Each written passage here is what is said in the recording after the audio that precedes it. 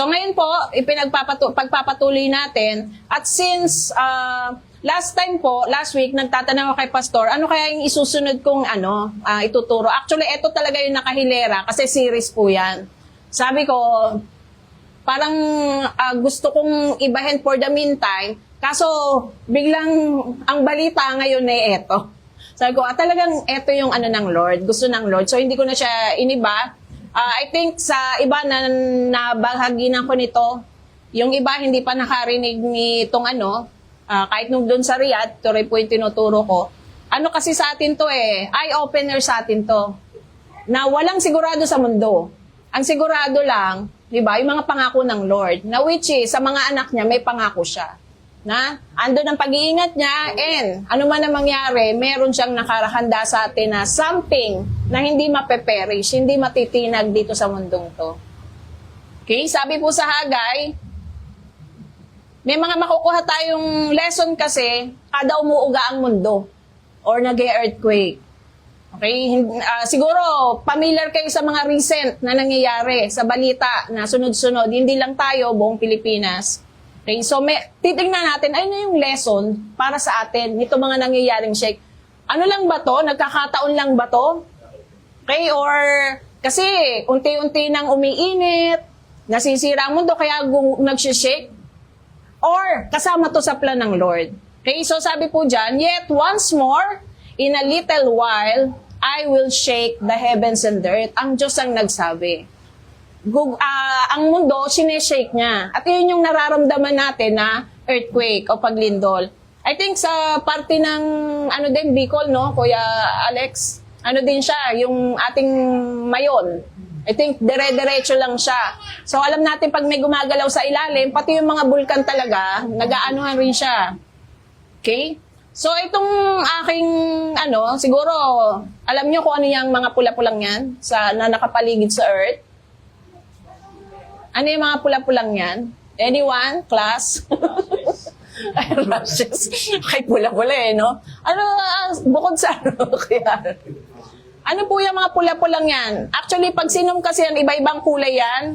Minsan may mas reddish pa sa kanya. Okay? Minsan merong light, may yellow, pero ginrab ko lang kasi siya dun sa ano kaya yung umiikot na yan? Yan.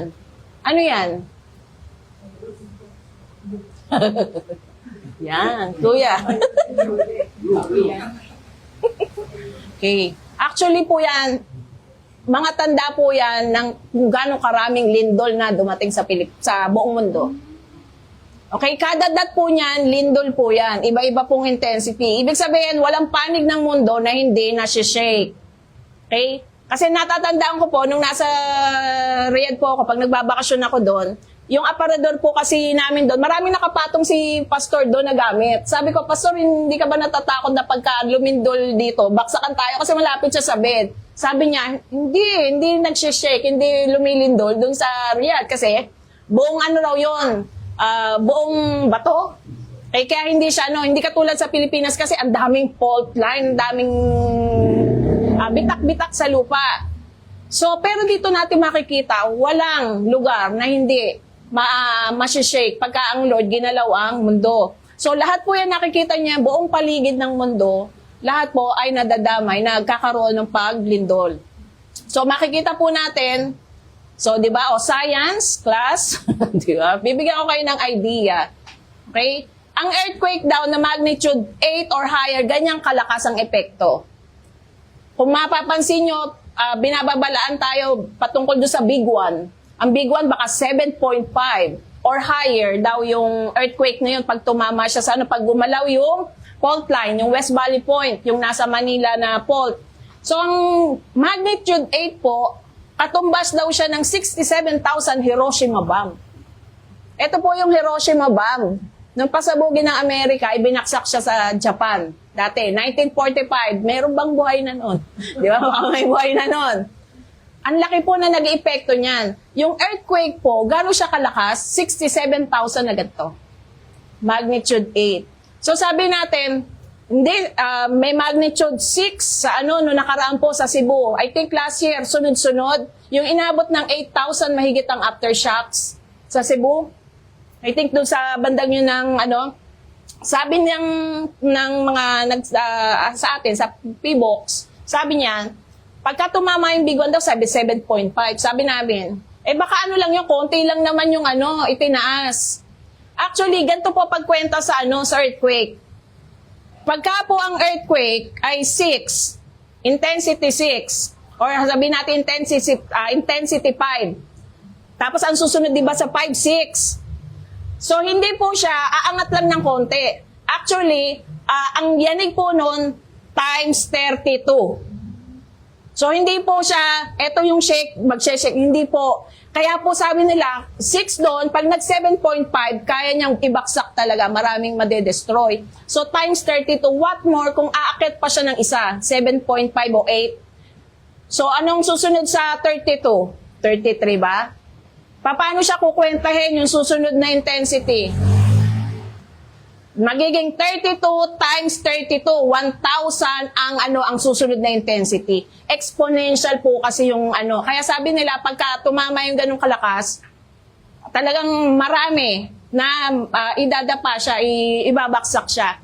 So ito, hindi to something na nangyayari lang random. Sabi ng Lord, siya ang meron ding ginagawa. 'Di ba? Meron siyang ginagawa sa earth.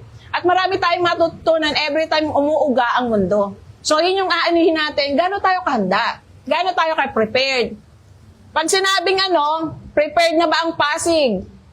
Okay, meron kaming gobag eh. Hindi ko alam kung sa inyong lugar may pinamigay din yung mga mayor, just in case of emergency. Meron kasi ang Pasig na gobag. At yung gobag ko, nung i-check ko, kung ano na nalaman. Nagkawala-wala na kasi matagal na po siyang ibinigay. Ibig sabihin, hindi lang po physical yung preparation na gusto ng Lord. Especially, ang gusto ng Lord na preparation sa atin, spiritual. Gaano tayo ka-ready pag dumarating yung mga calamity. Okay? Ito po yung mga example na kung gaano siya kalakas. Okay, dito po sa Sumatra, mali lang spelling, bago po tumama yung lindol, buo pa po yung kanilang lugar. After nung lindol, kasi kasabay po ng lindol yung tsunami, di ba? Pag gumalaw ang lupa sa dagat, para yung palanggana po yan eh. Pag inuga mo yung palanggana may tubig, liligwak siya. So after po nung lindol, na-wipe out yung isang lugar. Ganyan po kalakas yung bunga ng isang lindol. Okay? Noong 2004 po, tsunami, dahil po sa earthquake din, doon sa ocean, almost ganyan po karami ang kayang kitlin sa isang iglap. Okay, sa Sumatra din po yan, iyan po ay 9.1 yung gano'n siya kalakas, 23,000 daw na bomba. Parang ganun kalakas yung tumama po dito sa lugar na to, kaya ganyan karami po yung nawala. Okay? So yan po, hindi yung mga AI, makikita niyo po yan sa sa mga balita. Okay, I think sa Japan, hindi ko alam kung sa Japan to, na kung saan, nung lumindol, tumaas ang tubig, walang natira doon sa lugar na yon. Pagka po papanoorin natin itong mga nangyayari, para siyang yung mundo natin, maraming palamuting malalaking gusali, magagandang bahay, mga resort, mga matitibay, di ba? Mga skyscraper.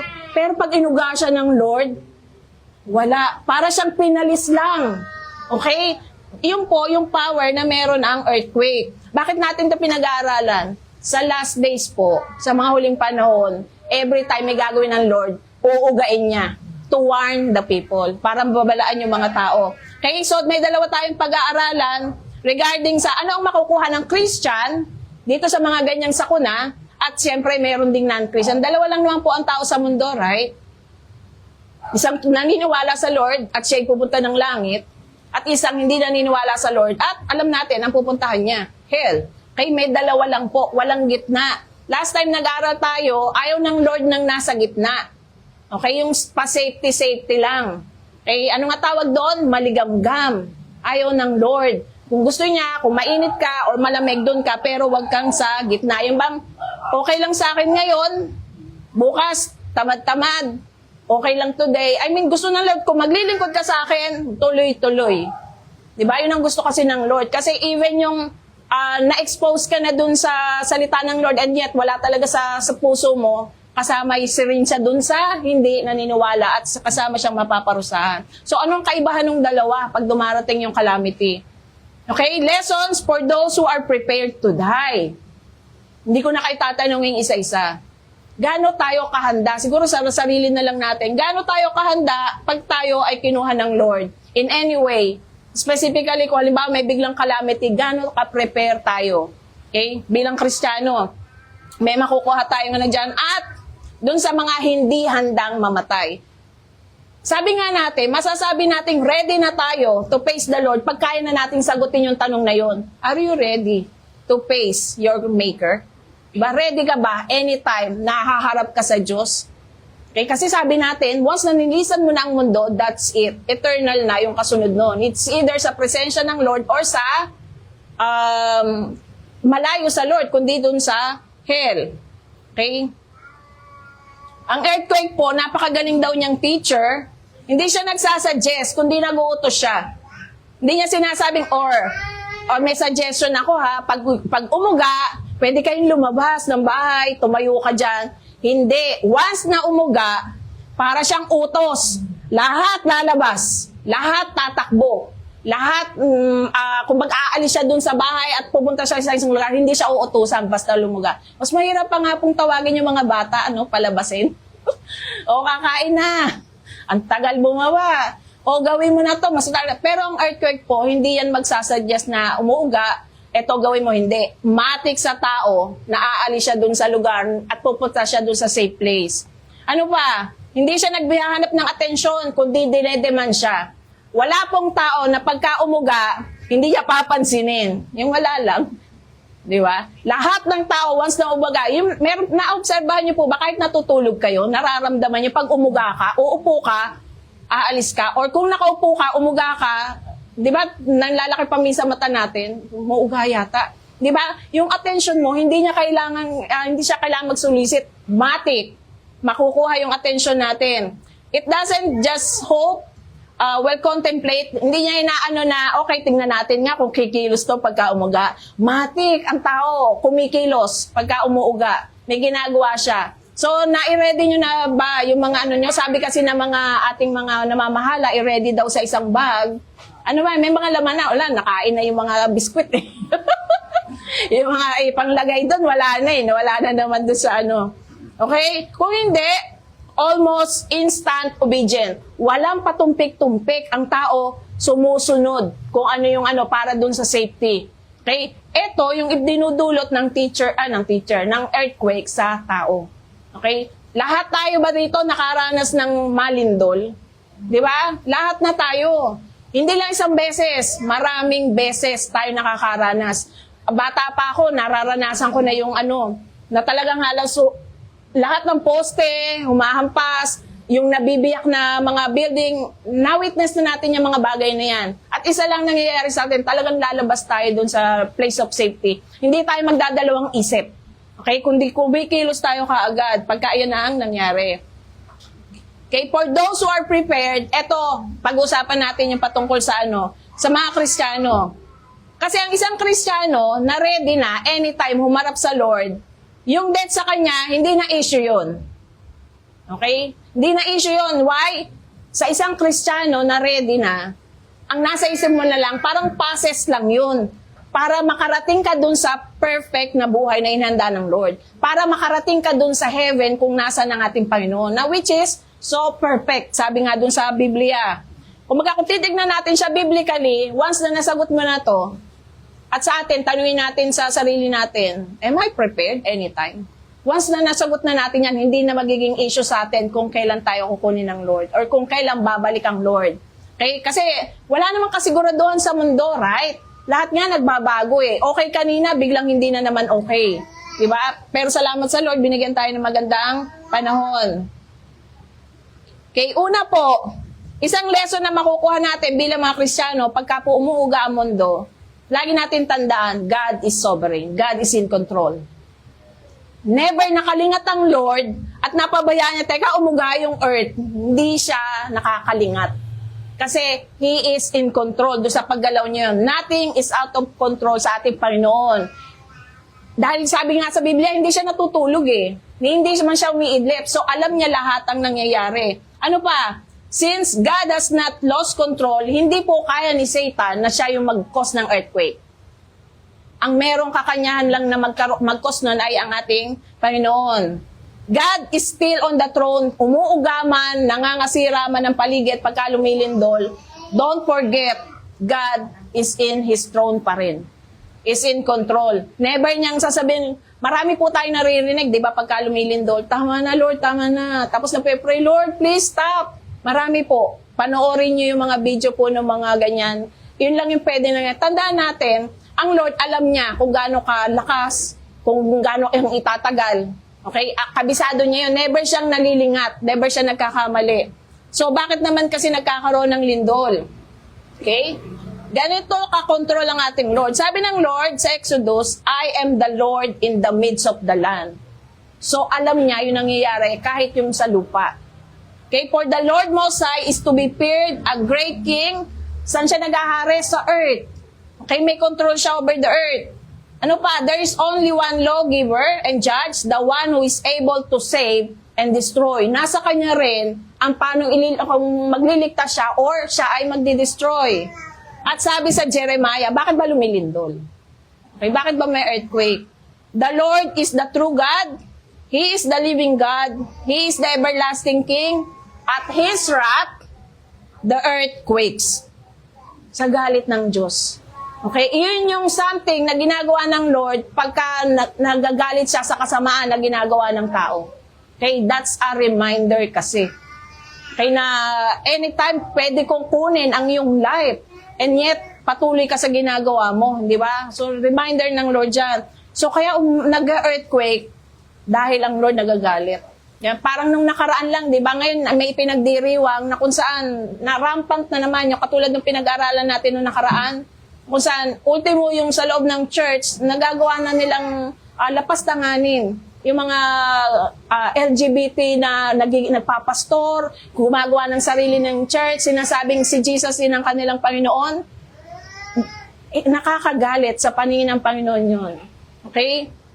So, pag galit ang Lord, nagke-quake. Hindi siya parang kwento-kwento lang. Ang Diyos ang nagsabi niyan. Sa galit ng Lord, nagkoko siya ng earthquake.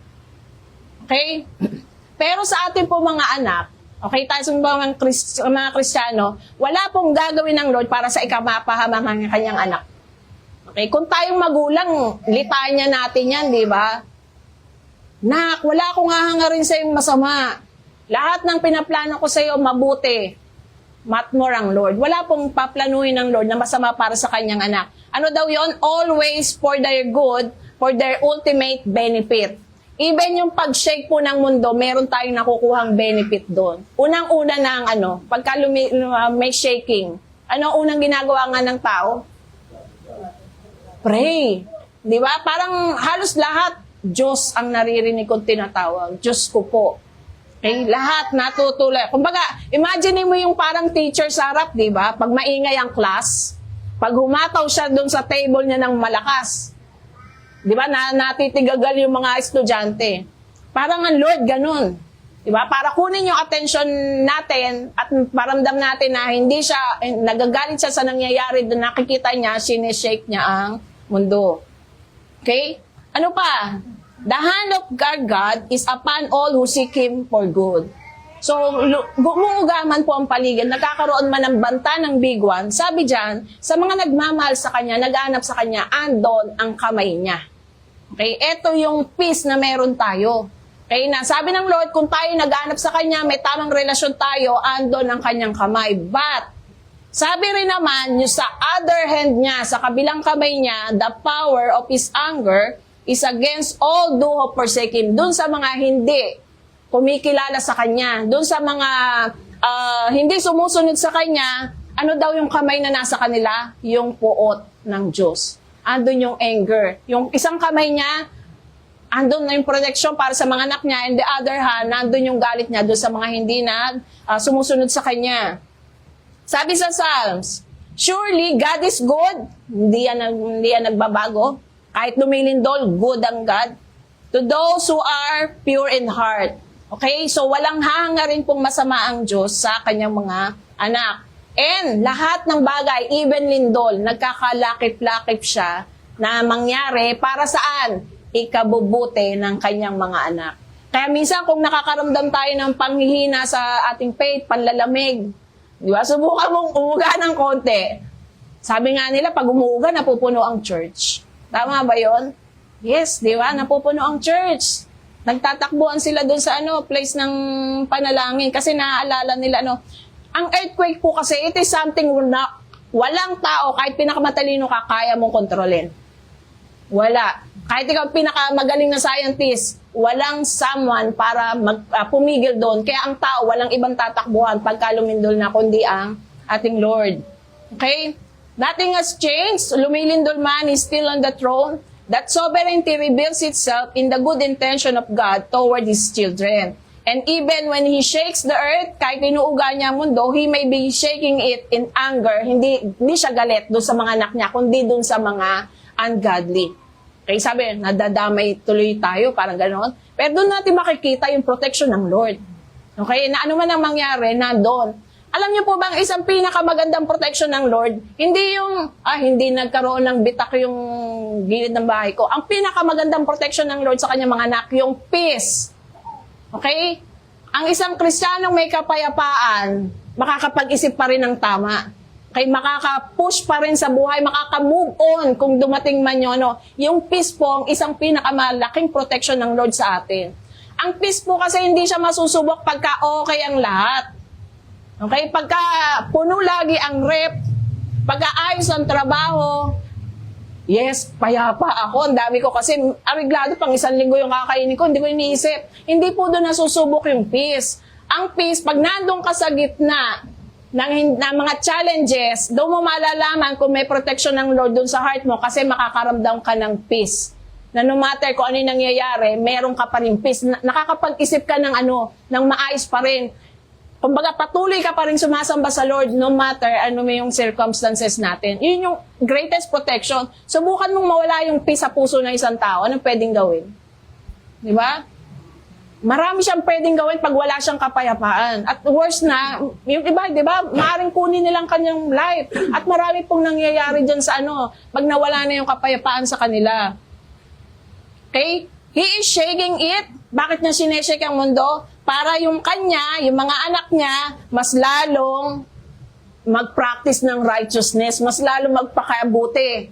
Okay? At yung greater peace, yun nga yung sinasabi ko sa inyo. Masusubok nyo na talagang ang Diyos yung nagpo-protection nyo pag nakakaramdam kayo ng peace regardless. Yung pa pag nakarinig kayo ng balita, kasi once na may umuga sa ibang bansa, napansin nyo yun, lalabas na naman yung mga sa atin, warning, kay mga babala sa atin regarding the big one. Okay? Sabi nga kasama ang Pasig, Marikina, Taytay, lipat na ba tayo? Hindi, makita ko sa inyo mamaya, may lilipatan ba tayo? Di ba? Parang tayo yung mga magkakatugon dyan sa mga fault na yan. Okay? Number 2, ito pa ang isang matututunan ng isang Kristiyano pagka may earthquake. Ang eternal things po, hindi po madedestroy. Okay? Pag-aralan natin, ano yung eternal things? Lahat po ng nasa lupa, pagka umuga, okay, masisira lahat. Walang matibay na bahay. Okay, wala pong matibay na bahay, matibay na building. Napanood nyo ba yung nangyari po sa Venezuela? Back to back siya, di ba? Yung kanyang, tawag dito. Back to back yung earthquake. Hindi siya aftershock, kundi parehong earthquake siya. 7.2, 7.5. At sabi ko nga sa inyo, kung gaano siya kalakas, malakas. Wala pong building na hindi, dun sa naapektuhan talagang nabaksak siya lahat, di ba? Nakakita ba kayo doon ng bahay na kung saan hindi naman bumaksak yung building, pero ang daming biyak doon sa loob ng napakaganda po ng mga kondominium, hindi na rin siya matitiran. Lahat po ng nakikita natin sa mundo, mawawala, masisira. Yun ang sabi ng Lord. Actually, pagka lumilindol, it's a reminder na sinasabi ng Lord, kung ang puso mo, kung ang kaabalahan mo sa buhay nandito lang, mawawala yan. Okay? What else? Kahit po hindi lumilindol, lahat po tayo naka-witness na kung saan, pagka isang tao pumanaw, wala siyang nadadala. Diba? Yung naiwan niya, minsan na pinag-aawayan pa. Diba? Pag-aagaw-agaw pa, nagkokos pa ng ano. Mas mahirap na kung ang naiwan, listahan. O may listahan akong iiwan sa inyo. Lalo na siguro magkakagulo yun, no? Pagkalistahan ng iniwan sa inyo. Ibig ko po sabihin, ang isang matalinong tao, mag-i-invest siya ng bagay, mag-iipon siya doon sa alam niyang hindi malulugi. Meron ba rito mag-i-invest sa company na alam mo malulugi? Alam mo hindi magaling yung namamahala? Di ba? Wala. Kaso minsan napupunta pa rin tayo sa ganun, di ba? Nakakapag-invest pa rin tayo sa something na later on na bankrupt, na wala. Kahit ano pong tatag na isang kumpanya, dumarating yung pagkakataon na babankrupt. Sabi ng Lord sa atin, lahat ng nasa lupa, mawawala, masisira, at iiwanan ng tao. So, anong sabi ng Lord? Yung bagay na ginawa mo lang sa heaven, ang something, yung mga kayamanang inipon mo sa heaven, ang something na hindi masisira, hindi mawawala. Okay? Why? Kasi ang Diyos yung may-ari nun eh. Ang Diyos ba nalugi kaya kahit kailan? Never. Okay? So, yung namamahala, anong inheritance na meron tayo, hindi siya nababankrupt kahit kailanman. So, kung ikaw matalino, tayo matalino, hindi tayo magpapakapagod ng gusto para dito mag-ipon na later on, iiwan lang natin. We make it a point na bago tayo umalis sa mundong ito, meron tayong inheritance, at yun ay doon sa paggawa natin ng Dito sa atin, pagka po, para makaipon ka sa bangko, anong kailangan? Anong kailangan? May pera ka dapat. Di ba? Para makaipon ka sa bangko. Para magkaroon ka ng trust fund, ng mga kailangan magpasok ka ng money. Sa langit, sige nga tingnan natin, paano ba mag-ipon sa langit? Kasi daw, yung mga bagay na nasa langit na dadatnan natin, it is something na hindi madedestroy ng earthquake, hindi madedestroy ng anay. Okay? Paano mag-ipon sa langit? Para at least alam natin, oy, may ipon na pala ako. Paano mag-ipon? Sa heaven. Nay, paano mag-ipon sa heaven? Maglingkod ng may katapatan sa kanya. Yan. Okay, maglingkod ng may katapatan sa Lord. Pwede ka palang maglingkod ng hindi katapat. Yan, pwede mo ma-attend ka lang, di ba? Pero ang layo ng puso mo. Ang layo ng isip mo. Kaya ang sabi ng Lord, kung sasamba ka sa akin, ano sabi ng Lord? With all your heart lang ba? Ang sabi ng Lord, with all your heart, with all your mind, with all your strength and soul, di ba? Buo ang gusto ng Lord. So, kung maglilingkod na rin lang tayo sa Lord, make it a point na yung gusto na ng Lord ang makita para magkakaroon ng magmamatter sa heaven. So, eto po ang katotohanan. Wala pong tayong ipinundar na later on, hindi mawawasak. Kasi yun po sinasabi ng Biblia. So, kung tayo matalino, dapat nagsisimula tayo na nag-iipon ng mga bagay na hindi masisira dun sa heaven. At maraming bagay na napakarami po sa balita. Okay? Walang matibay. Pagka inugaan ng Lord ang mundo. I think sa US to. No? Yung nung earthquake nung sa US, California yata to, something. US po yan. Magaling ba mga building dun sa US? Matitibay ba yung mga kahit sa Japan? Yes. Sa Pinas lang naman yung hindi pa nagagawa. Okay, nasira na kaagad, hindi pa nga naitatayo, warak na eh. Sinisimulan pa lang, warak na eh. Kaya at worse, walang pampagawa kasi napunta kung saan-saan. Okay, so walang matibay pagka ang Lord po ay kumilos.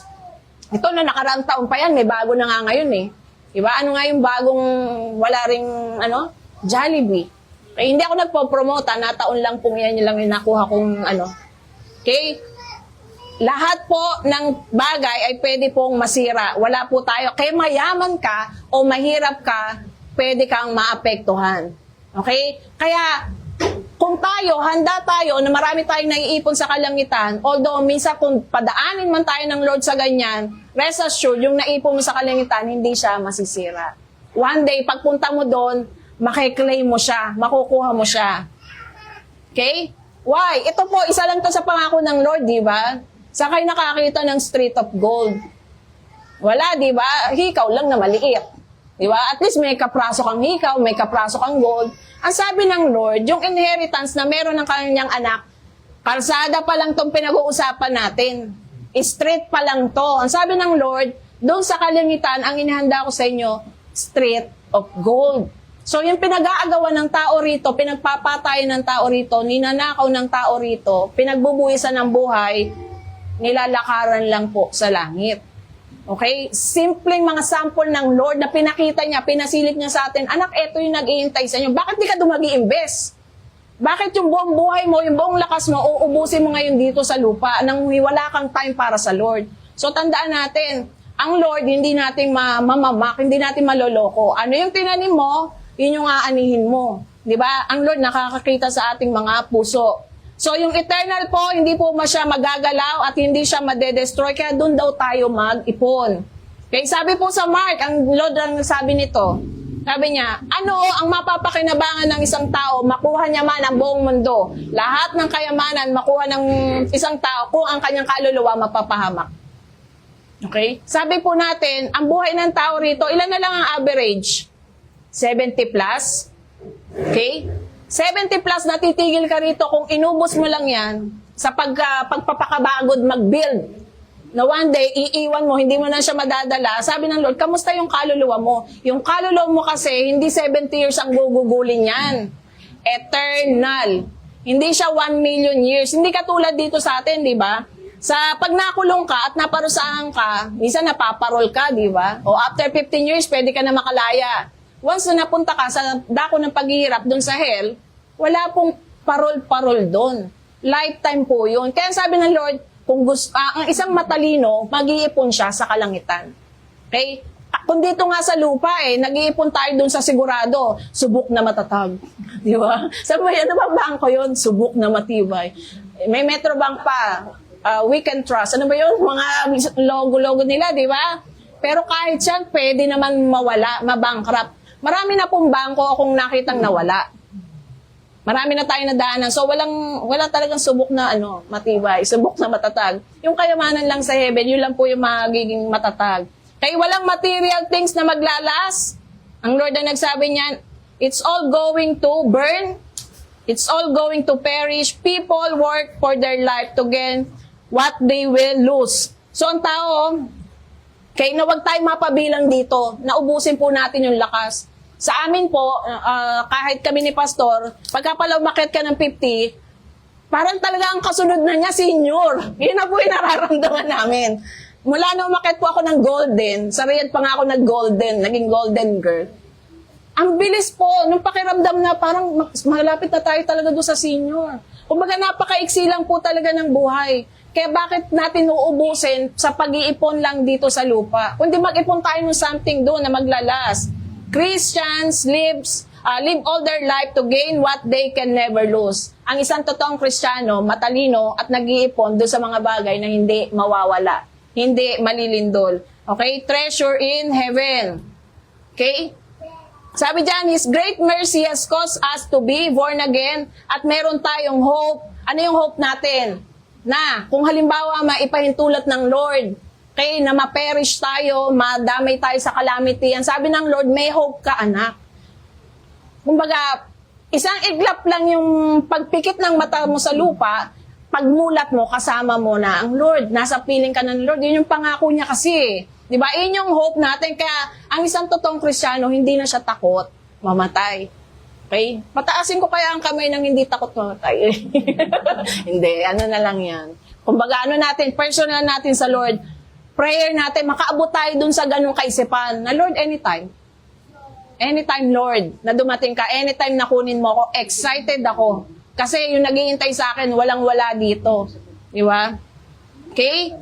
So, ano yung naghihintay sa atin? Inheritance. Sa mga nanay, gustong-gusto naman natin yan na bago tayo lumisan, di ba, sa magulang, may maipamana tayo doon sa anak, di ba?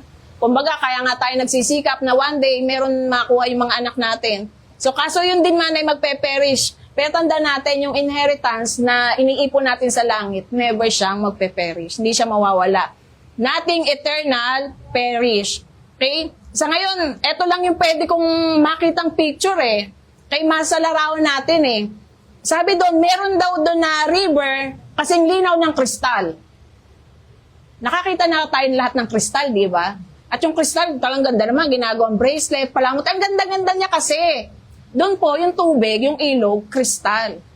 Okay? At marami pa pong description na pwede nating ma-imagine kahit kaliit, gaano kaganda yung pinag-iipunan natin doon sa heaven. Kasi sabi ng Lord, ang bawat anak niya, ipinagre-ready niya ng kanya-kanyang kwarto.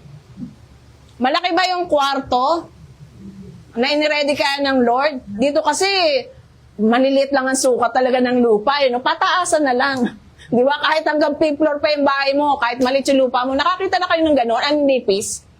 Dito, malaki po yung kwarto daw na inilaan. Sa mga susunod, may sukat kasi yun eh. Okay? Di ba? Ang Lord, pagka kasi siya nagkukwento, sinasabi niya rin, para mas ma-excite tayo sa heaven. What else? Okay? May mga puno doon na namumunga, ang kalsada, gold. Okay? May tubig na napakalinaw na ng kristal. May puno na namumunga daw siya ng 12 bunga. At napakaano pa. Buwan-buwan iba yung bunga niya. Nakakita na kayo yun dito? Di ba? So, ipagpapalit ba natin yung katatanim natin ng mangga rito? Yes, nakakaani naman. May naani-ani, di ba? Pero dito, hindi ka na kailangan mag-effort. Magpapalit siya. Okay? Hindi season-season. At ang kasama mo doon, wala nang salbahe kang kasama doon. Wala nang pasaway, wala nang sakit sa ulo. Yun po ang isang nakaka-excite sa heaven. Wala nang kasalanan sa heaven. Walang sin. Dito, pagkagising mo minsan, pagdilat ng mata mo, may bagay na pwede na mag-init ang ulo mo kaagad. Makita mo lang yung natulog ako malinis ang lababo. Pag nakita mo hindi malinis, di ba? Yun lang, simple lang yun. Pinggan. Pero nakakainit na ng ulo. May marinig ka lang na hindi maganda, kapraso lang, na taas ng tono. I mean, sa langit po, wala yun. Iyon yung isang bagay na nakaka-excite. Ang continuous daw na pakiramdam sa heaven, happy, masaya. Sa buong buhay niyo po ba, dumanas na kayo sa buong araw, 24 hours, masaya kayo? Talagang walang patid na 24 hours, happy lang kayo. Parang wala pa, di ba? Kaya nga, sabi ng iba, takot akong sumaya. Ayoko nga sumaya, why? May kasunod dyan, baka iiyak ako eh. Di ba? Even yung pagsaya, takot ang tao eh. Kasi may sakaisipan, di mamaya yan, may balik yan, may bawi. Di ba? Pero sa langit, ramdamin nyo. Isipin nyo, kailan kayo naging sobrang happy sa buhay nyo. Isipin nyo yun. Ganon ang pakiramdam, continuous siya. Kaya hindi naman, lagi ba nakangiti doon? Yes, yung feeling na lagi kang happy. Dito kasi iba yung pag lagi ka nakangiti. Di ba? Buong maghapon, buong araw. Teka, bakit lagi nakangiti ito? Parang ibang senyalis yun, di ba? Pero sa langit, yung pakiramdam po na happy, yun ang isa sa nakaka-excite. Yung wala na magpapataas ng dugo mo. Wala nang alta presyon. Wala na nakakainis. So, yan po yung something na we're looking forward. So, tandaan po natin, gamitin natin anumang meron tayo.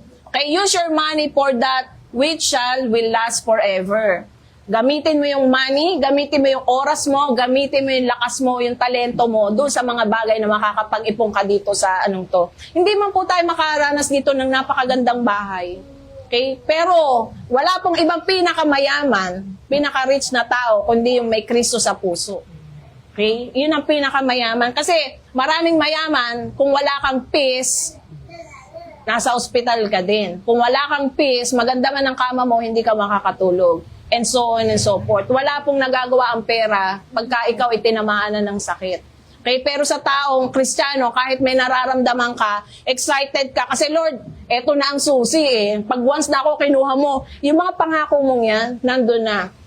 At bilang pong panghuli ngayon dito sa pinag-aaral natin, nakadalawa lang po tayo. I think 7 po itong 7 tong number na to. Sabi po doon, yung nakahanda, inihanda ng Lord sa atin, nadadatnan natin daw sa heaven, hindi pa daw nakita ng mata. Mag-isip na kayo na pinakamagandang nakita nyo rito sa mundo. Nakakita na kayo ng malalaking ginto. Yung kala mo shield. Nakakita na kasi ako sa Riyadh. Para talaga siyang baluti eh. Yung parang kalasag. Sabi ko, paano isusuot yan? Buo talaga, buong katawan niya. Tapos may bracelet na hanggang dito. Oh, nakakita ba kayo noon? Paano itutupi? Nakakita kasi ako nun sa Riyadh. Sabi doon, isipin mo na yung pinakamaganda mo nakita, pinakamagandang bahay, pinakamagandang building o hotel na puntahan mo. Ang sabi ng Lord, alam mo nyo ba, yung ipirepair ko sa inyo, hindi pa nakita ng mata nyo. Hindi pa narinig ng tenga nyo. Mag-isip na kayo na pinakamagandang sound ng nature, hindi nyo pa narinig. At hindi nyo pa daw naisip, ni sumagi sa puso nyo kung ano yung inihanda. Ganun po kay-special yung inihanda ng Lord sa atin. So, habang tayo, hindi naman natin sinabi, huwag na kayo magtrabaho. Huwag na kayo mag-aral. No. Continue living, pero huwag natin kalimutan, dapat yung malaking bulk ng oras natin, ano man ang ginagawa natin, ay naiaalay natin sa ating Lord. Yan po. So, next week po, Lord willing, na hindi pa rapture, at tayo buhay pa, at tayo magkikita-kita pa. Itutuloy ko po yan. Nasa online naman po yan. Okay po? So, let us pray. Lord, thank you po for this day, O God, sa mga nakasama namin, O Lord. We believe wala naman po aksidente sa'yo, wala nagkataon. Lord, nandito po kaming lahat, nagkakatipon-tipon, kasi napakasarap, Panginoon, alalahanin yung mga reminder mo, O Lord. Na ano man na nangyayari sa paligid namin, nagkakaguluman, Panginoon, kabi-kabila yung sakuna, kabi-kabila, Panginoon, yung lindol. Lord, sa mga anak mo, your greatest protection ay yung kapayapaan na nasa puso namin, taglay natin sa ngayon, Panginoon. Na nakakapagpatuloy kami sa aming mga ginagawa, sa paglilingkod namin, regardless ano man na nangyayari po sa aming paligid. Thank you for that peace, O Lord. At nawa, maging matalino kami lalo, Panginoon, sa pag-i-invest. Hindi lang kami dito mag-i-invest sa lupa, O Lord, kundi most especially, ang pag-i-invest na namin, Panginoon, ay mga bagay na hindi mawawala at ayun yung mga bagay, Panginoon, sa kalingitan, O Lord. Tulungan po kami maging mga matapat, maging faithful sa aming paglilingkod. Maraming pong salamat, O Diyos. In Jesus' name we pray. Amen.